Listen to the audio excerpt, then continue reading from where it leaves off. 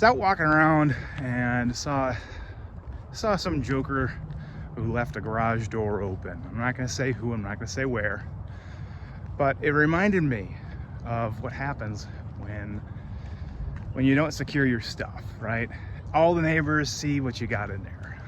Like, probably not the smartest. You probably don't want to tell the neighborhood all your secrets.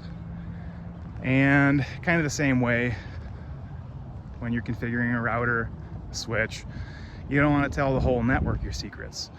And that's why we don't use Telnet. When you use Telnet, you're telling everyone on the net all your secrets. Today what we're going to do, when I get home, we're going to take a second and we're going to set up SSH so that you can securely and remotely connect to your Cisco router and switch. All right, now that I'm back inside, I want to go right back out. The weather is so nice. I'm going to try to get this done in about 5 minutes, setting up SSH with you together. So let's do that. Got Packet Tracer up and running, and I'm just going to grab some routers and switches. By some, I mean one router, one switch, and one laptop. We'll get them cabled up here. Click, click, click, click, click, click, click. And we'll get the configuration on the laptop because my mouse is hanging out over top of it first. So default gateway, we're going to say is 10.0.0.1. We'll give it the IP address of 10.0.0.2. And I'm going to go ahead and leave that subnet mask just for the sake of time, 255.0.0.0. Looks good to me. Jump into the desktop, get the command prompt up and running, and get that ready to go.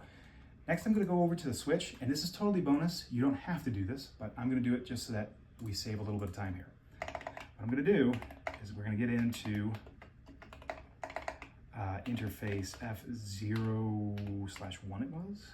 Let me double check. Yes, it is F0/1. And what we're going to do is I'm going to do spanning tree port fast. What this is going to do is it's going to allow the interface to come up immediately as soon as I say no shut on the router. We won't have to wait for spanning tree to do its thing. So it's a bit dangerous to do it in the lab only, or if you're really, really sure in real life. So you've been warned. Okay, now back into the configuration with SSH. It's kind of a 5-part recipe, and I'll show it to you really quickly. I hope it's quick, because I want to go back inside. All right, do we want to go into the initial configuration dialog? No.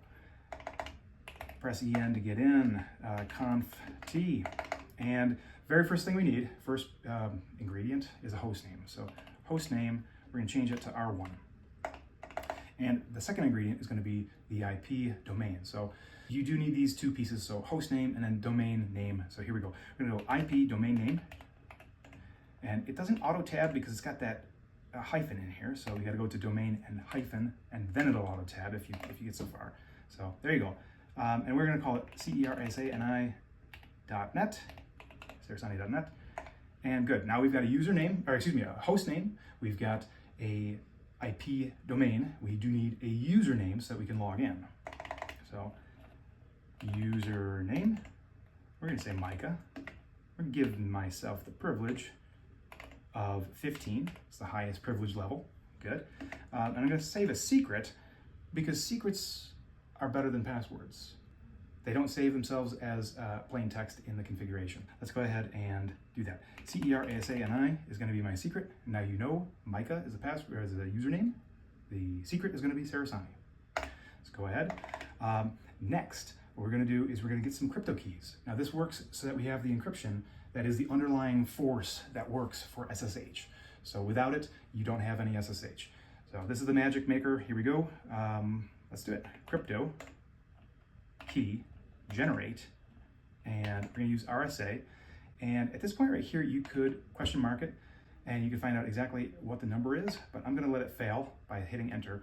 And then it says you can pick the modulus of 512. Now, the modulus is different on each router. Well, not on each router, but on different platforms and different firmware revisions. So in this case right here, we can go with 512, or we can go to a maximum number of a little bit higher. I like to use 4096, but we're going to see here that's going to fail out because this platform doesn't support it.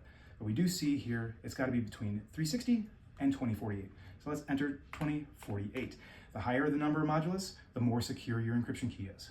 So, but also the more overhead that it takes in order to encrypt and decrypt. So keep that in mind. Let's go on now. Next we need, I can't remember how many did we do so far. We did host name, IP address, we did username, we did crypto keys, we got to take care of the VTY lines. So let's do that. Line VTY, and we're going to question mark it to find out exactly how many VTY lines we have here. You can see 0 is the first one and 15 is the last. We want to configure all of them because the VTY line that we're going to SSH into, it will show up in your session as a random number. So you may get line 0 or line 6 or line, well, you won't get 20 because it's outside the scope. So we're going to configure all of them, line VTY 0 to 15, and now we are configuring all the VTY lines. Let's do that. Let's say login is going to be local, and this means that when you log in, the router is going to query its own database for the password and the username. So let's do that. And last but not least, here it comes. Whew, moment of truth. We're going to say transport input SSH. Whoa, not DDH, SSH. Now, if all has gone well, we should be able to SSH in from the laptop. Let's do it. SSH. Cisco likes it to be tick L and then the login, which is going to be the username. So L for login, remember that. And the address, 10.0.0.1. We didn't give it an address. We didn't do that, did we? We didn't even shut the interface. I'm so excited. Sorry about this. Let's go back to it. Interface. It is, what is it? Is it G000? And we'll give it an IP address of 10.0.0.1 to 55.0.0.0. And let's shut the interface. And now you'll see how quickly it comes up. Bam, it should be up. Okay, now let's double check connectivity. Do ping 10.0.0.2. There we go, we have success. Now let's jump onto that laptop and let's get logged in. Whew, I was setting myself up for failure. I get so excited sometimes. Here we go, and it's asking me for a password. This is a good sign. Let's type it in, CERASANI.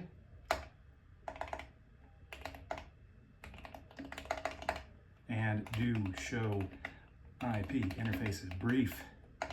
Haha, we are in. This is good. Okay, that is connecting to your Cisco router using SSH.